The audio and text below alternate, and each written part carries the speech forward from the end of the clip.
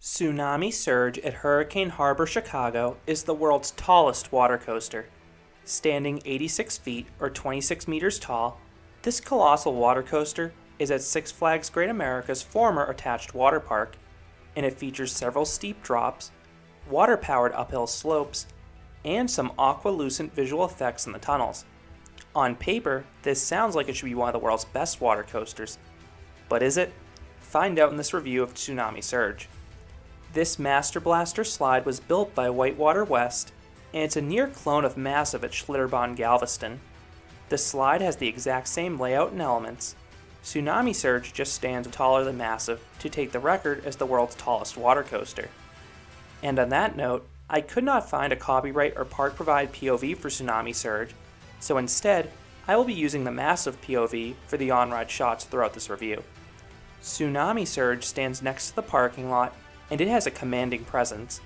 It stands over all the other water slides at Hurricane Harbor, and it holds its own on the skyline against Great America's roller coasters too.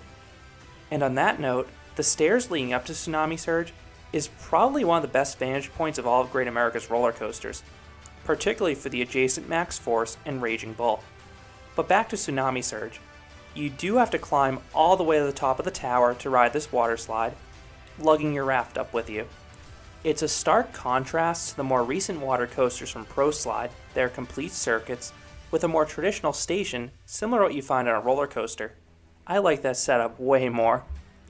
Unlike most water coasters that disallow single riders, Tsunami Surge actually allows single riders as long as you weigh between 110 pounds and 300 pounds. Alternatively, you can ride in pairs as long as the combined weight is under 400 pounds. And your group will be weighed at the top of the slide to verify you meet the weight requirements. Regardless if you ride alone or in pairs, you ride in a double tube. I rode alone, and it may have led to my biggest issue with the water slide, the lack of speed. It felt like I was going to stall out on almost every single turn. Maybe I would have had more speed through the turns with more weight, but it would have led to another issue. This water coaster uses water jets to propel riders uphill, as opposed to the conveyor belt or magnetic systems. While it is really cool being blasted in the back by torrents of water and refreshing, the jets really struggle to get the rafts uphill on the longer ascents, especially if there was a lot of weight in the rafts from what I saw. So forget about getting any airtime atop these hills, just be thankful you get to the top of the hill.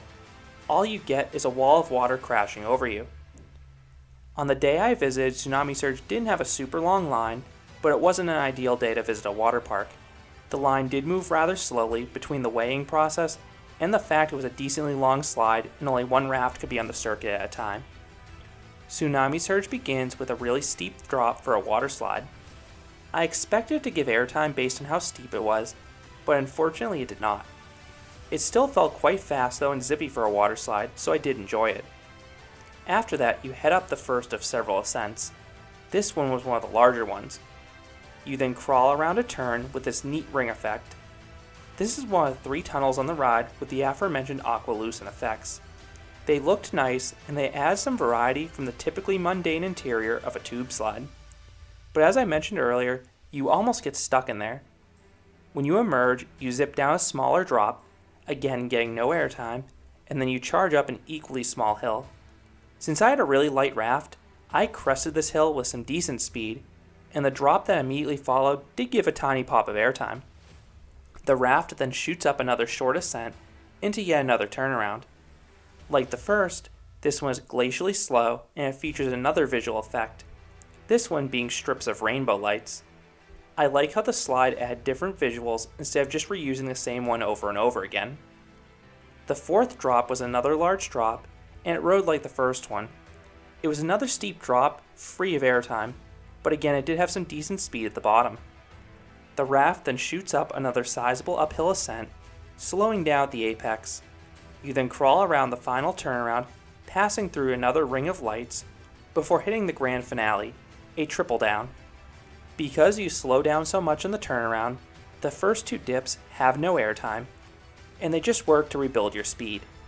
This does lead to a tiny pop of airtime on the third and final drop though, and that drop is pretty darn big for a water slide, so at least the ride ends on a high note. The rafts then skim across the water, ending your 950-foot, or 29-meter long journey. So what would I rate Tsunami Surge? I would give this water coaster a 6 out of 10. I expected more from this water slide given its record-breaking height and steep drops, but the slide simply didn't have enough speed to deliver the wild ride I was expecting.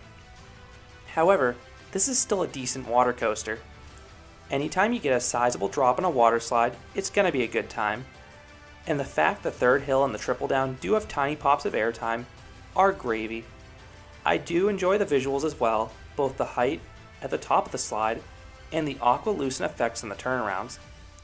I think this is a middle of the road water coaster, probably about average of the ones I've been on, based on my experience, and I'd love to know if others got a wilder ride with a heavier raft. If you're a die-hard water coaster fan visiting Six Flags Great America, I would probably say it's worth the time to pop into Hurricane Harbor for this slide. Just keep your expectations in check.